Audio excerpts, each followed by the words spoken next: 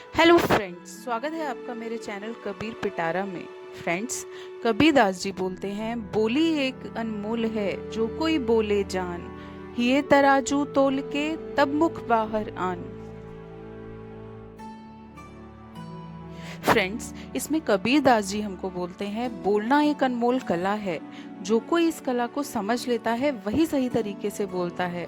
अपने शब्दों को दिल के तराजू में तोलकर बाहर निकालना चाहिए, क्योंकि बिना सोचे समझे बोले गए शब्द कभी भी नुकसान पहुंचा सकते हैं। किसी गांव में रामलाल नाम का एक व्यक्ति रहा करता था, जिसे गुस्सा बहुत जल्दी आता था। वह जब भी गुस्से में होता बिना सोचे समझे किसी को भी भला बुरा बोल दिया करता था। गांव के लोग उससे बचकर रहते थे, क्योंकि उसकी बोली में बहुत ज्यादा कड़वाहट थी। एक दिन गांव में एक बुजुर्ग संत आए। उन्होंने देखा कि रामलाल सबसे बहुत रुखाई से पेश आता है। संत ने उससे पूछा, बेटा, तुम्हारी बोली इतनी कठोर क्यों है? रामलाल ने कहा, गुरुजी, यह तो बस मेरी आदत है, मैं दिल का बुरा नहीं। संत मुस्कुराए और उसे एक लकड़ी का तख्ता और एक कील दी। उन्होंने कहा, जब भी तुम किसी को बुरा बोलो, इस तख्ते में एक कील ठोक देना। रामलाल को यह अजीब लगा, लेकिन उसने संत की बात मान ली। हर बार जब उसने किसी को गुस्से में कुछ बुरा कहा तो उसने एक कील तख्ते में ठोक दिया।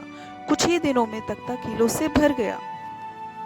अब संत ने कहा, अब हर बार जब तुम किसी को मीठा बोल बोलो और किसी को अपनी बातों से खुश करो तो उसमें से एक कील निकाल दिया करना। रामलाल ने ऐसा ही किया। धीरे धीरे उसने अपने गुस्से पर काबू पाना सीख लिया और सभी से अच्छा व्यवहार करने लगा। कुछ ही दिनों में सारी कीलें तख्ते में से निकल गई। संत ने उसे तख्ता दिखाया और कहा, देखो, कीलें तो निकल गईं, लेकिन उसके निशान अब भी हैं। ऐसे ही जब तुम गुस्से में किसी को बुरा कहते हो तो उसकी आत्मा पर घाव बन जाते हैं। बाद में आप माफी मांगने पर घाव तो भर सकते हो, लेकिन उसके निशान रह जाते हैं जो कभी भी नहीं भरे जा सकते।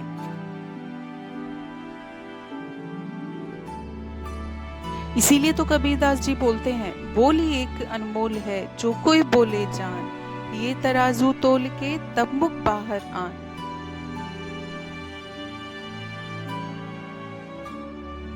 आई होप फ्रेंड्स, आपको मेरी ये वीडियो पसंद आई होगी। मैं आती रहूंगी ऐसी नई नई वीडियोस के साथ। Please subscribe my channel. Thank you.